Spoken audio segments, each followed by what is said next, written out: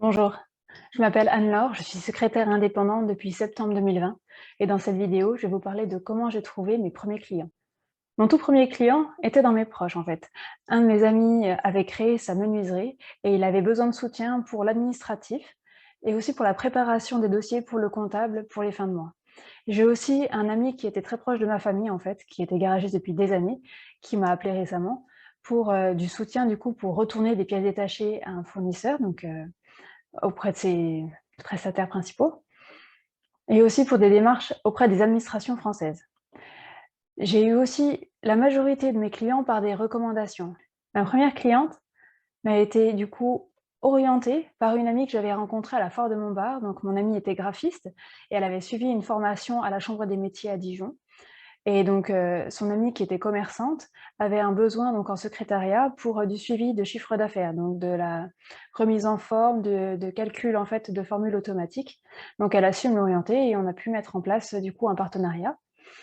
J'ai eu aussi un client paysagiste qui m'a été recommandé par une personne que j'avais rencontrée dans un groupe de danse en fait. Quand je suis arrivée dans le département, je connaissais personne, donc je me suis joint à un groupe et du coup, de fil en aiguille, cette personne a pensé à moi quand elle a entendu parler d'un besoin, donc pour ce paysagiste.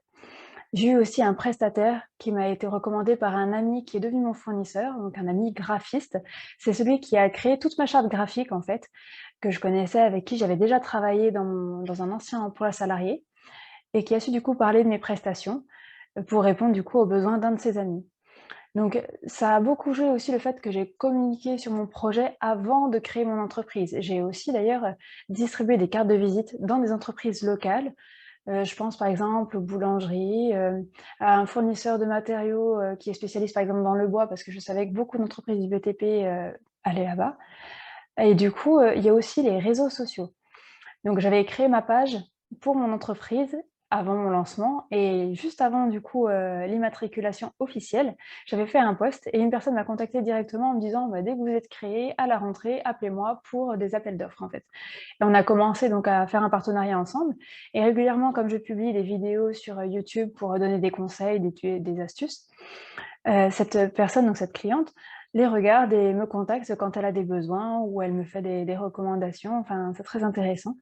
Et donc la dernière personne que j'ai eue, donc c'est un prestataire agricole que j'avais rencontré, donc déjà en tant que prestataire dans l'ancienne entreprise où je travaillais, mais aussi lors des rencontres entrepreneurs. Je lui ai parlé de mon projet, on avait fixé un rendez-vous, on s'était rencontrés et il m'avait parlé en fait de besoins administratifs.